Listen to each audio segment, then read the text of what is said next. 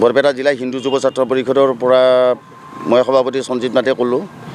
আমি তীব্ৰ গৰিহণা দিছোঁ, যিটো আমাৰ বাংলাদেশত আমাৰ হিন্দুৰ ওপৰত অত্যাচাৰ চলি আছে। তাৰ কাৰণে আমি প্ৰতিবাদ আজি কাৰ্যসূচী এটা লৈছোঁ, যাতে আমাৰ হিন্দুৰ ওপৰত যাতে এই অত্যাচাৰ যাতে নচলে, তাৰ কাৰণে আমি সকীয়াই দিছোঁ বাংলাদেশ চৰকাৰক। এইটো আমি তীব্ৰ গৰিহণা মানে তীব্ৰ গৰিহণা অত্যাচাৰ সদায় চলি আছে, কিন্তু বাংলাদেশে আমাৰ ইয়াতো আছে, কিন্তু আমি একো কৰা নাই, আমি একো পন্থা লোৱা নাই।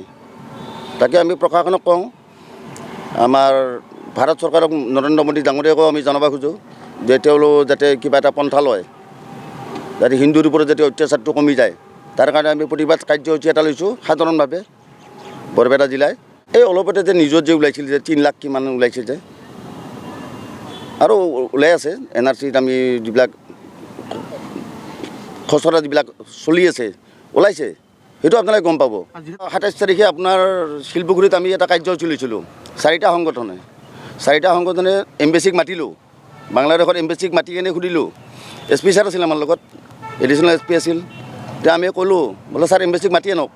এম্বেচি আহিলে, মই ক'লোঁ যে 7 চিষ্টাৰৰ কথা কিয় কয়, আৰু আমাৰ ভাৰতখনৰ যে মেপ তেওঁলোকে যে অন্তৰ্ভুক্ত কৰি লৈছে, আমাৰ ভাৰতৰ অংশ, আৰু 7 চিষ্টাৰৰ কথা কৈ আছে, এইটো বন্ধ কৰিব লাগে। মই এম্বেচিক ডাইৰেক্ট কৈছোঁ, স্পষ্টীকৰণত চহী কৰক আপুনি।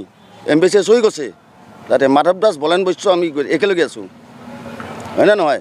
এইবিলাক আমি তীব্ৰ গৰিহণাত, তেওঁলোকে আমাৰ মেপত আমাৰ জাগা লিখি লৈছে। বাপৰে বাপ, ইমান সাহস!